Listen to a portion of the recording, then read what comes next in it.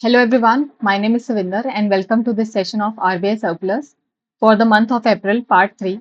Part 1 और part 2 में हम ऑलरेडी डिस्कस कर चुके हैं many of the circulars related to April.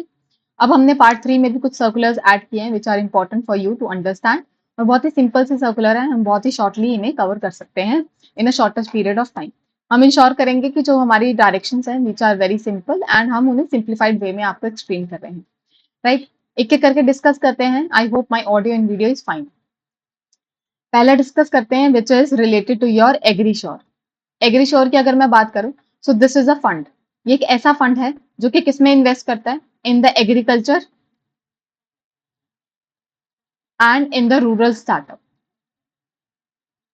अगर कोई भी बैंक इस पर्टिकुलर फंड में इन्वेस्ट कर रहा है तो that means they are supporting the rural startup and the agriculture startup. But क्योंकि पहले आरबीआई जो था इस चीज को परमिट नहीं करता था या फिर रिकॉग्नाइज नहीं करता था बैंक्स के investment in the AgriSure, so banks were not confident and they were hesitating in investing these agri-shore funds. But क्योंकि विद दिस डायरेक्शन जहां पर आरबीआई ने मैंडेट कर दिया है that yes you can invest in these agrisure funds and we are going to recognise it.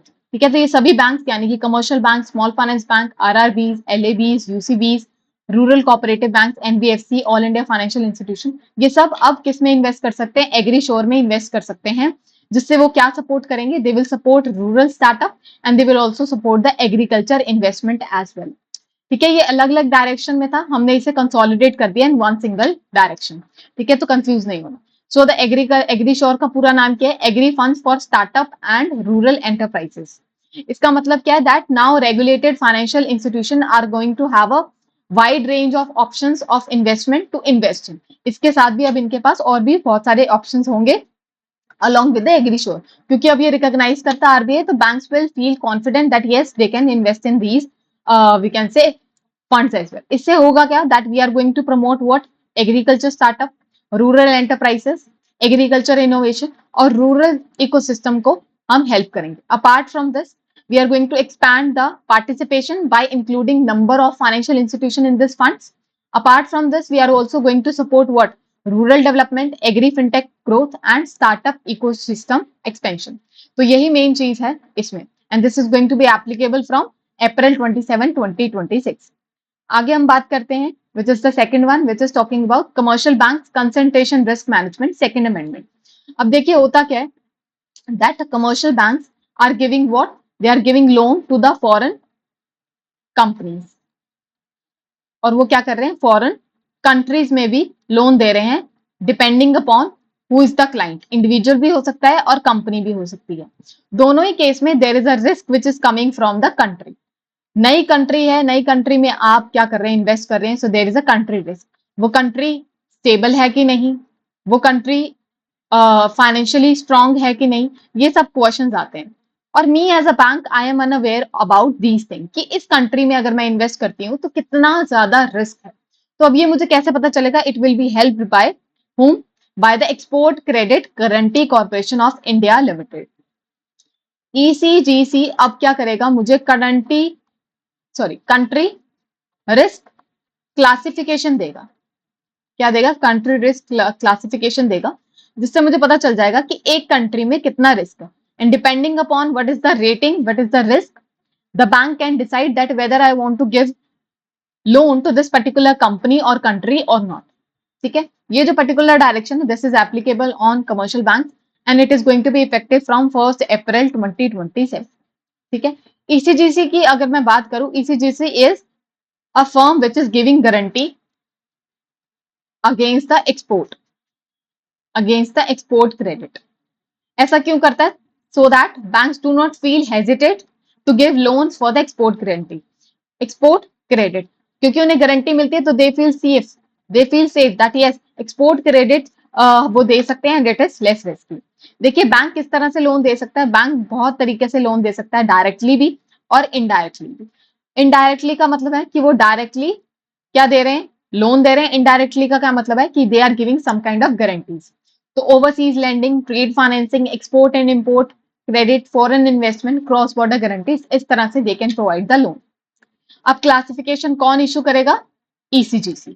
और वो किस तरह से डिफाइन करेंगे? They will be defined based on these factors such as political stability कितनी है, एक्सटर्नल डेट पोजीशन कितना है फॉरेन कंट्री का, पेमेंट हिस्ट्री क्या है फॉरेन कंट्री की, उनका फॉरेन रिजर्व एडिक्वेसी कितनी है, कि गवर्नमेंट के पास रीपेमेंट कैपेसिटी है कि नहीं, transfer and convertibility risk, macroeconomic conditions such as inflation, growth, all such thing will be considered. तो किस कैटेगरीज में डिवाइड किया गया है risk level? Based on A1, A2, B1, B2, C1, C2 and D category. तो A1 represents a significant insignificant risk as compared to D which is very high risk. So me as a bank, I will try to focus on the risk on the banks or on the countries which are having very less risk or very insignificant risk. तो ये classification मुझे as a bank will going to help to see that which country I need to invest and which country I can avoid. आपके पास third circular आ जाता है, again बहुत ही आसान circular है, which is access criteria to NDS-OM. NDS-OM stands for Negotiated Dealing System Order Matching Platform. So this is a platform which is a digital platform और order matching यहाँ पर automatic हो रही है, ठीक है। होता क्या है यहाँ पर, that this particular platform is used by various banks, financial institutions, insurance company, mutual fund companies or other eligible investors to participate in the government security trading, ठीक है। गवर्नमेंट सिक्योरिटी को बाय एंड सेल करते हैं, state development loans को bye and cell करते हैं, treasury bills को bye and cell करते हैं। तो यहाँ पर एक डेडिकेटेड प्लेटफॉर्म है जिसके अंदर you need to buy and sell और simply trade in these securities, ठीक है। तो वो जो प्लेटफॉर्म है दैट इज NDS-OM, जहां पर ऑटोमेटिक ऑर्डर मैचिंग होती है। नाउ पहले जो एक्सेसिबिलिटी थी that was based on the physical form, ठीक है, यानी कि आपको फिजिकल फॉर्म साइन करना रहता था in order to get access to this platform to the RBI। पर अब RBI ने चेंज कर दिया है that now you are going to file your application in this platform which is Pravaah portal. Pravaah portal is a complete digitalize platform जहां पर the person who need access need to give the application digitally, ठीक है, यहाँ पर paper save हो रहा है। Second thing is that they can track the application status, ठीक है, एप्लीकेशन स्टेटस चेक कर सकते हैं that how long will it take to get the approval. इसके साथ RBI के पॉइंट ऑफ व्यू से देखें तो they are getting all the applications at one place which is a unified place, जहां पर RBI के लिए भी और यूजर्स के लिए भी इट इज वेरी यूजफुल। तो ये जो परवाह पोर्टल है which stands for platform for regulatory application validation authorization is the new platform, जहां पर अब NDS-OM की क्या मिलेगी, एक्सेसिबिलिटी मिलेगी टू द यूजर्स। तो कोई सी आपको एक्सेसिबिलिटी मिल सकती है, it can be direct access, it can be indirect access as well. So depending upon your access type, you can file the application. अब ये वाले फॉर्म भी परवाह पोर्टल पे ऐड कर दिए गए हैं। These particular direction is going to be applicable from April 27, 2026. अब देखते हैं RBI draft direction on reporting the offshore INR derivative transaction. अब हो क्या रहा है, क्योंकि देखिए AD1 कैटेगरी बैंक्स एक ऐसे बैंक्स है which are being authorized by the RBI। These are few selected banks by the RBI which are allowed to deal with the foreign exchange transaction, जो foreign exchange transaction को settle करते हैं, record करते हैं and then they also report it to the RBI। अगर मैं authorized dealer category 1 की बात करूं, they used to report regarding the transaction in the foreign exchange in the domestic transaction, यानी कि पहले सिर्फ domestic जितने भी डेरिवेटिव्स हो रहे थे they were informing about them to the RBI। But now RBI कह रहा है कि मुझे जितने भी ऑफशोर डेरिवेटिव ट्रांजैक्शन है आप उसकी भी मुझे इंफॉर्मेशन देंगे। ऑफशोर का क्या मतलब है? ऑफशोर का मतलब है globally by any foreign country, by any foreign company, by any foreign individual if they are participating in a derivative contract, ठीक है, डेरिवेटिव में एंटर कर रहे हैं which is pertaining to INR with any foreign currency, किसी भी foreign currency के साथ पेयर करके डेरिवेटिव खरीदा जा रहा है। डेरिवेटिव का मतलब है फॉरवर्ड्स खरीदे जा रहे हैं, फ्यूचर्स खरीदे जा रहे हैं, स्वैप्स खरीदे जा रहे हैं या फिर ऑप्शन में एंटर किया जा रहा है। For all these categories you need to inform me कि कौन कौन से डेरिवेटिव हो रहे हैं in the INR at the global. तो इसी को नाम दिया है offshore INR derivative transaction. AD1 banks को अब RBI को इन सब ट्रांजेक्शन्स के बारे में भी बताना रहेगा, ठीक है। तो ऑब्जेक्टिव क्या है? Objective is to we want to increase the transparency and we will have a risk monitoring system, better risk monitoring system. हमें पता चलेगा कि INR पे कहां कहां से प्रेशर आ रहा है and from where the INR is being bought and sold. इसके अलावा AD1 कैटेगरी जो बैंक्स हैं, they are going to inform all the transaction which is happening over the counter. देखिए, एक तो ट्रांजेक्शन होती है कि स्टॉक एक्सचेंज में हो रही है, ठीक है, अगर स्टॉक एक्सचेंज में हो रही है then there is a transparency to their regulator as well, to us as well. But over the counter transaction जो होती हैं which are not being, we can say they are not transparent, क्योंकि ये privately held हो रही है between the two parties, and because these are privately settled between the two parties, we are not informed about this. However, AD1 category, which is helping these two parties to settle their trades, they are informed about this trade. तो ये inform करेंगे to the RBI that this is a particular trade that has happened. ठीक है, तो OTC transactions की यहाँ पर relevance बढ़ जाती है, that OTC foreign exchange derivatives की यहाँ पर इंफॉर्मेशन दी जाएगी by the AD1 categories to the RBI। इसके अलावा there is an exemption. Exemption क्या है? Exemption is that they are not required to give the information regarding the back to back transaction. Back to back transaction किस लिए की जाती है? To protect ourself. Back to back का मतलब है कि आपने एक डेरिवेटिव फ्यूचर्स में लिया, देन एक डेरिवेटिव उसी को ही काउंटर करने के लिए फॉरवर्ड्स में ले लिया। सो बेसिकली ये जो दो ट्रांजेक्शन है एक दूसरे के ऑपोजिट है, ठीक है, एक दूसरे के ऑपोजिट है, आपने दोनों तरीके से क्या लिया हुआ है, you have safeguarded yourself, and because this is back to back transaction काफी हद तक सेम होती है, तो we are not counting it multiple times. इसको ज्यादा समझने की जरूरत नहीं है, आपको बस इतना समझना है कि बैक टू बैक ट्रांजेक्शन जो होती हैं वो कंपनी एंटर करती है to hedge against the volatility. किसी भी तरह की वोलेटिलिटी होगी, they have protected themselves, they have hedged themselves. तो अगर इस तरह की ट्रांजेक्शन है, you are not required to report it to me. AD1 category को RBI कह रही है। Then contracts which is having a notional value of up to $1 million may be excluded, क्योंकि $1 million of transaction are very small, तो आप उन्हें avoid कर सकते हैं। अब रिपोर्टिंग टारगेट्स क्या हैं for the AD1 category banks? तो targets are being decided based on the timeline. First is the timeline July 1, 2027, यानी कि 70% of the coverage should be given to the transaction which is happening with the related party और with the parent company. ठीक है, कोई भी parent company के साथ अगर आप डील कर रहे हैं, ठीक है, उस पेरेंट कंपनी की इंफॉर्मेशन देंगे, या तो फिर रिलेटेड पार्टी के साथ अगर ट्रांजेक्शन हो रही है तो आप 70% ऑफ द कवरेज देंगे। मान लीजिए पूरे महीने में या फिर जुलाई 1, 2027 तक $100 million ऑफ ट्रांजेक्शन हुई है, then you are going to give the coverage of at least 70% of the transaction. ठीक है, ऐसे ही टाइमलाइन डिसाइड की हुई है, जनवरी 1, 2028 तक आपको 80% ऑफ कवरेज देनी है of all the information and transaction, and July 1, 2028 तक you have to give me the 100% of coverage. आपको सभी इंफॉर्मेशन देनी है regarding the these derivatives, offshore derivatives. ठीक है, आगे देखते हैं। This is the same but return in months type. यहाँ पर 90% लिखा हुआ है, इट इज 100%। ठीक है, आगे चलते हैं। आपको कौन कौन सी बेसिक चीजें बतानी है to the RBI? Notional values क्या है, काउंटर पार्टी कौन थी, मैच्योरिटी डेट कब है इस कॉन्ट्रैक्ट की, करेंसी कौन सी है, कॉन्ट्रैक्ट स्पेसिफिकेशन क्या है। You have to tell me in the same day और विद इन 2 वर्किंग डेज। ठीक है, तो ये कुछ ट्रांजेक्शन, ये कुछ हम कह सकते हैं इंफॉर्मेशन है।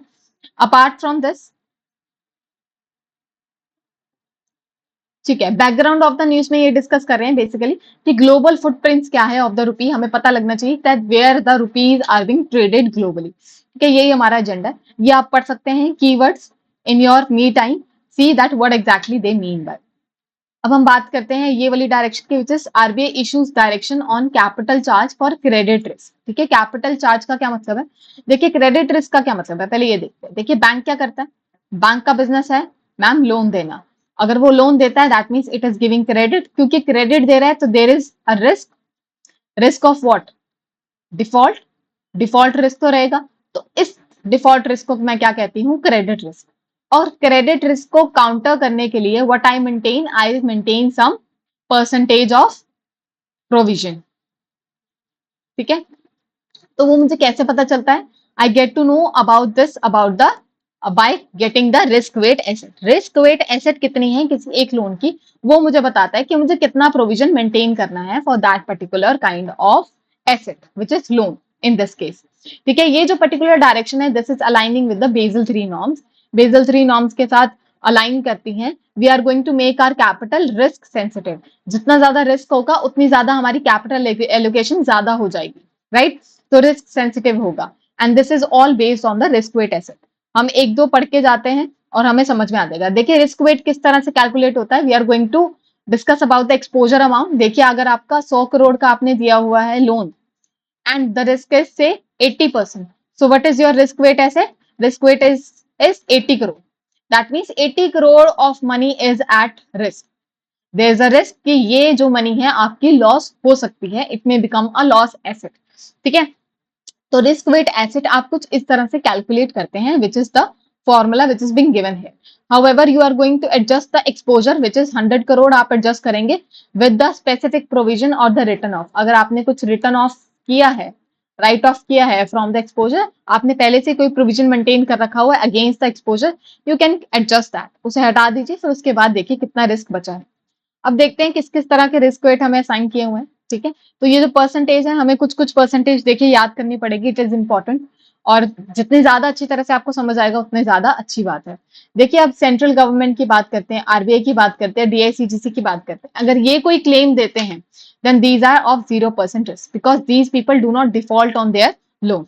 ठीक है, apart from state government exposure 0%, पर स्टेट गारंटीड एक्सपोजर ये 20% एक्सेस करता है, क्योंकि अगेन स्टेट ने गारंटी दी है, देयर आर सम रिस्क कि स्टेट उस गारंटी को ना कमिट करे, राइट। सो इसीलिए इसका 20% रिस्क लगाया गया है इस पर।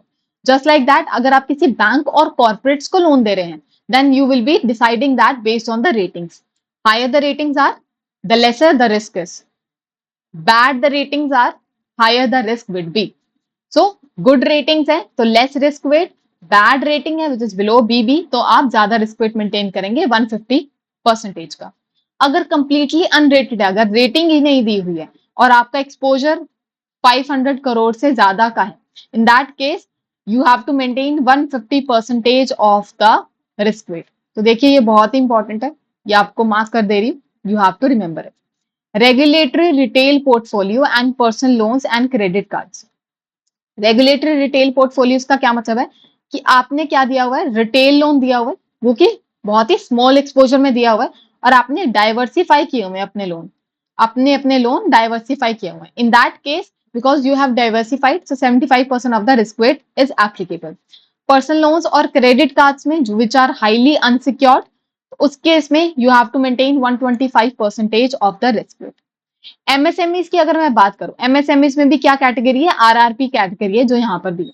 देखिए आरआरपी का जैसे मैंने आपको बताया कि आपका एक्सपोजर कैसा है, स्मॉल है, योर एक्सपोजर इज डाइवर्सिफाइड। अब ये आप मुझे बताइए एमएसएमई में कैसे एप्लीकेबल होगा। मान लीजिए मैंने बहुत सारे एमएसएमईज को लोन दिया और ईच एमएसएमई में मेरा एक्सपोजर बहुत कम, से ₹50,000, तो मेरा एक्सपोजर बहुत कम है as a bank, and also I have diversified. मैंने एक तरह के एमएसएमई में लोन नहीं दिया, मैंने एक एमएसएमई में लोन दिया है which is of agriculture sector, another one is in edtech industry, another one is in say health care facility. So all these are in different sectors, तो मैंने डाइवर्सिफाई किया है smartly, so I would have less risk weight, मेरा risk weight कम हो जाएगा क्योंकि risk कम हो जाएगा। अगर किसी अदर कैटेगरी में दिया है एमएसएमई का लोन जो कि इस तरह से स्मार्टली रेगुलेटरी डाइवर्सिफाइड नहीं है then it is 85%। Loan to value, real estate. देखिए रियल एस्टेट एक ऐसा लोन है जिसके अगेंस्ट आपको लोन के अगेंस्ट क्या मिलता है, आपको कोलैटरल मिलती है। कोलैटरल में आपको क्या मिलता है, रियल एस्टेट मिलता है, कोई लैंड मिलती है, कोई बिल्डिंग मिलती है, कोई हाउस मिलता है, right. And because this is collateralised you are going to give loan against the collateral value. Collateral की वैल्यू मान लीजिए 100 करोड़ है, तो you are not going to give 100 crore of loan against that asset, no you will have a haircut. Haircut का क्या मतलब है कि आप थोड़ी सी वैल्यू कम करके देंगे लोन। आपने लोन कितना दिया 100 करोड़ के एसेट पे से 80 करोड़।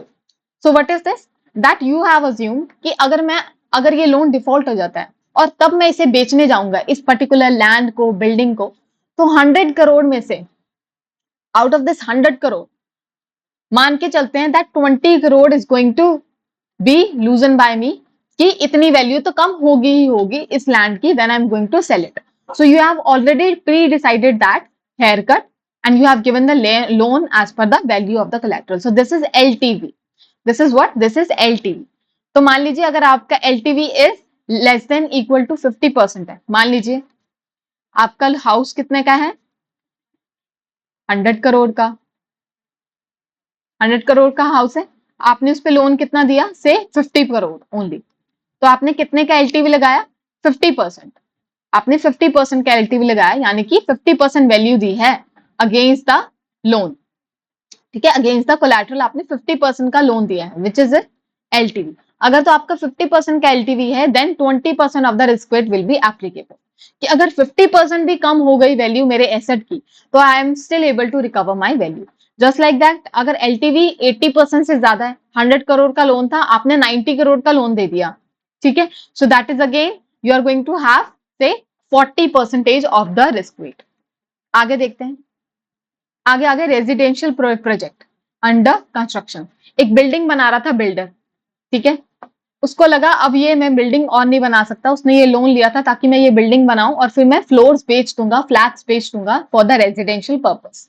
अब हुआ क्या, that builder ran away from the building, उसने सब कुछ अंडर कंस्ट्रक्शन ही छोड़ दिया और लोन भी लेके भाग गया फ्रॉम द बैंक।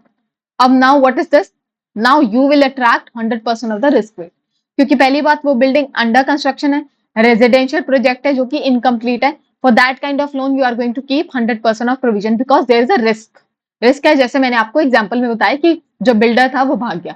अगर किसी अलग तरीके के हम कह सकते हैं रेजिडेंशियल प्रोजेक्ट के लिए आपने दिया है 150% ऑफ द रिस्क वेट। इसी तरह से स्पेशलाइज लैंडिंग भी होती है, यानी कि अगर आपने बहुत ही हाईली क्वालिफाइड ऑपरेशन प्रोजेक्ट चुन लिया, हाईली क्वालिफाइड का क्या मतलब है कि बहुत ही अच्छा प्रोजेक्ट था, अच्छे रेवेन्यू कमा रहा है, एवरीथिंग इज वर्किंग फाइन, तो अगर वो अच्छा प्रोजेक्ट है तो 80% of the risk weight you are going to apply. Equity exposure, अगर आपने किसी को लोन दिया है फॉर द इक्विटी, राइट, तो स्टैंडर्ड इक्विटी है तो 250% ऑफ रिस्क वेट, अगर तो अनलिस्टेड इक्विटी है जो कि ज्यादा रिस्की है तो 400 रिस्क वेट। इन्वेस्टमेंट इन फंड्स, ठीक है, अगर आप फंड्स में इन्वेस्ट कर रहे हैं, मान लीजिए आप म्यूचुअल फंड में इन्वेस्ट कर रहे हैं, एक तो म्यूचुअल फंड हो गया which is look through approach, जिसमें आप देख सकते हैं कि कितने में बाइफरकेटेड है, कितना पोर्शन इन्होंने इक्विटी में इन्वेस्ट किया है, कितना इन्होंने डेट में इन्वेस्ट किया है, कितना इन्होंने हाइब्रिड फंड में इन्वेस्ट किया, तो you have look through approach, आप देख सकते हैं कि what exactly have been given here. फिर आता है आपका fall back approach. Fall back approach is आपको अवेलेबल नहीं है वो इन्फॉर्मेशन कि कहां पर इन्होंने क्या किया हुआ है, इन्फॉर्मेशन या फिर इन्वेस्टमेंट की हुई है। Then comes your mandate based approach, कि आपको 60% तो मैंडेटरीली इक्विटी में लगाना ही लगाना। तो based on different kind of approach in the investment fund you are going to have deductions, you are going to have what, risk weights. तो इसके इन्होंने रिस्क वेट्स नहीं बताई, बट दे आर सेइंग कि अगर आपके इस तरह से प्रॉब्लमैटिक ज्यादा कम्प्लेक्स हो जाता है, then you are going to have full capital deduction. आपने जितना इन्वेस्टमेंट किया आपका फुल उसका कैपिटल डिडक्शन हो जाएगा। So this is what you need to remember. अब देखो ऑफ बैलेंस शीट एक्सपोजर। अब कुछ ऐसे एक्सपोजर होते हैं which are not shown in the balance sheet, वो किसमें दिखाए जाते हैं, वो दिखाए जाते हैं of balance sheet, that is in the we can say in the foot we can say at the end of the balance sheet. और क्योंकि वो दिखाए नहीं जाते इन द बैलेंस शीट, वो अनएक्सपोज रह जाते हैं कुछ एक्सपोजर, तो उसके लिए there is different kind of risk. पहला, अगर तो अनकंडीशनल है, कैंसिलेबल कमिटमेंट है, अगर आपने ऐसी कमिटमेंट करी है for the payment which is cancellable in nature, तो 10% का रिस्क वेट लगाएंगे क्योंकि आप कैंसिल कर सकते हैं। पर अगर कैंसिलेबल नहीं है, इट इज इरिकवेबल, इरिवर्सिबल, कि आप अपने अपने कमिटमेंट कर दी, आप पीछे नहीं हट सकते, in that kind of guarantee you are going to give 100% of the risk weight to that particular kind of exposure. Again, risk mitigation के लिए आप कोलैटरल रख सकते हैं, जैसे कि कैश, गोल्ड, गवर्नमेंट सिक्योरिटी, ये आप रख सकते हैं। आपको कौन सी रेटिंग्स पे रिलाई करना है, you are going to rely on the ratings which is being given by eligible credit rating agencies, ठीक है। आगे देखते हैं, ठीक है, ये बैकग्राउंड ऑफ द न्यूज है, आप सब समझ सकते हैं, मैंने आपको दे दिया था background. Then comes your NBFC regulatory framework. देखिए एनबीएफसी के इस रेगुलेशन की बात करूं तो मैं आपको बता दूं, पहले जो एनबीएफसी थे ब्रॉडली सिर्फ दो ही कैटेगरीज में डिवाइड होते थे, विच इज टाइप 1 एनबीएफसी और टाइप 2 एनबीएफसी। पर आरबीआई ने with this direction they have created one more category, इन्होंने एक और कैटेगरी इंट्रोड्यूस कर दी है, which is type 1 NBFC which are unregistered, which are unregistered. इसका क्या मतलब है, ये टाइप 1 एनबीएफसी रजिस्टर्ड हैं, टाइप 2 भी रजिस्टर्ड हैं, बट ये टाइप 1 एनबीएफसी ऐसे हैं जो अनरजिस्टर्ड हैं। देखिए अगर तो कोई एनबीएफसी है वो बहुत ही छोटा है, छोटी सी कंपनी है, तो आप उसके ऊपर ज्यादा हैवी रूल्स एंड रेगुलेशन नहीं लगाएंगे। अगर तो बहुत बड़ी कंपनी है तो आरबीआई कह रहा है आपको रजिस्टर भी होना पड़ेगा मेरे साथ, आपको रूल्स एंड रेगुलेशन भी फॉलो करनी पड़ेगी। पर एक ऐसी company which is very small, उसे फिर रजिस्ट्रेशन की भी रिक्वायरमेंट नहीं है। ठीक है, देखते हैं क्या कह रहे हैं। कह रहे हैं generally type 1 and type 2 category of NBFC होती है, but with this we are going to introduce unregistered type of NBFC as well. हम उसे कहेंगे अनरजिस्टर्ड टाइप 1 एनबीएफसी जिसकी asset size is less than 1000 crore, और वो पब्लिक फंड से यानी कि डिमांड डिपॉजिट्स या फिर किसी भी तरह के डिपॉजिट से डील नहीं करता पब्लिक के, और किसी भी तरह की कस्टमर इंटरफेरेंस नहीं है, इंटरफेस नहीं है विद द कस्टमर। ठीक है, तो इस तरह के एनबीएफसी को मैं क्या कहूंगी, unregistered type 1 NBFC, and these are being not required to get registered, these are exempted from registration under section 45 IA of the RBI act 1934। तो ये आपके लिए इंपॉर्टेंट हो गया। ठीक है, ये एक्ट भी और ये कंडीशन भी। ठीक है, और इसे क्या बोलेंगे, कैटेगरीज भी इंपॉर्टेंट हो गए। और आप कब कब री रजिस्ट्रेशन अप्लाई कर सकते हैं, बाय सितंबर 30, 2026। तो आपको ये अप्लाई करना है। तो फिर मैम रजिस्ट्रेशन किसे रिक्वायर्ड होगी, रजिस्ट्रेशन उसे रिक्वायर्ड होगी जिसका एसेट साइज 1000 करोड़ से ज्यादा है, और वो डिपॉजिट्स भी एक्सेप्ट करता है पब्लिक के, और कस्टमर से इंटरफेस भी करता है। Then we are going to categorize that as type 2 NBFC. तो मैम टाइप 1 एनबीएफसी जो रजिस्ट्रेशन जिसको रिक्वायर्ड है उसकी क्या कंडीशन है, उसकी कंडीशन इसके ऑपोजिट है, that we have studied in the unregistered one. अगर तो उनकी asset size less than 1000 crore, but वो पब्लिक फंड से डील करते हैं और वो कस्टमर के साथ भी डील करते हैं, अगेन कस्टमर आ गया ना, कस्टमर को प्रोटेक्ट करना आरबीआई का काम है, तो इसीलिए आरबीआई कहेगा उन्हें कि आप रजिस्टर करेंगे with me as a type 1 NBFC. ठीक है, अगर आप नहीं करें तो अनरजिस्टर्ड रहेंगे। These directions are going to be we can say applicable से नहीं बताइए, तो इमीडिएटली एप्लीकेबल है, these are immediately applicable. Okay, आगे चलते हैं।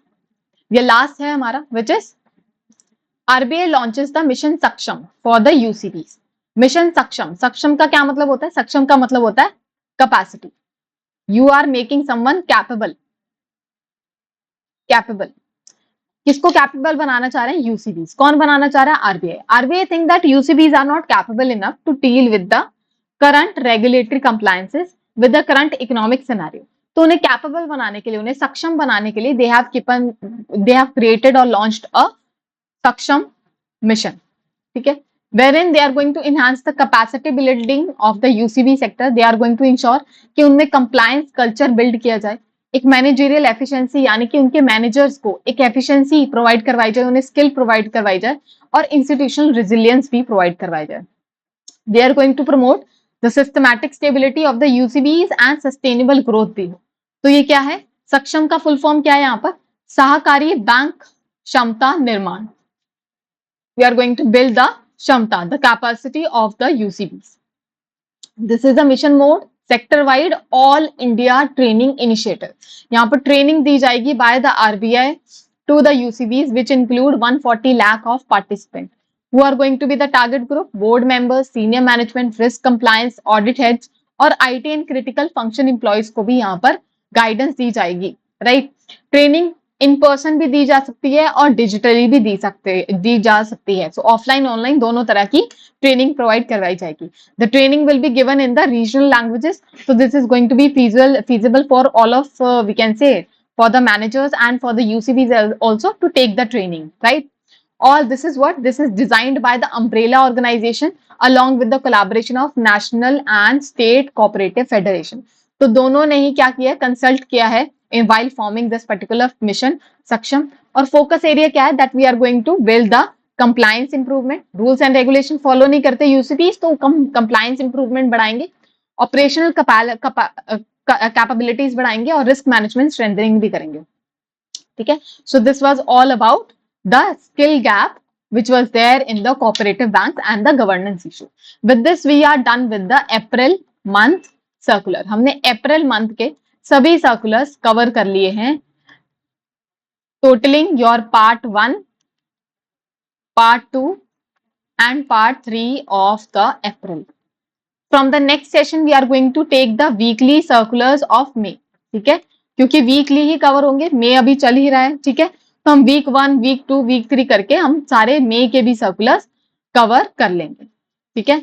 सो I wish you all the best of luck with this particular session and God bless you. I hope this particular session would be useful for all of you. ठीक है, मुझे लगता है that this is going to be very useful. और अगर आपको लगता है that yes it is useful, you want to help some other aspirants as well with this particular we can say circulars, then you can obviously share this session with them also. Apart from this PDF is available on the we can say the Google form that is available in the description below. So you can watch that, you can see that, and goodbye everyone.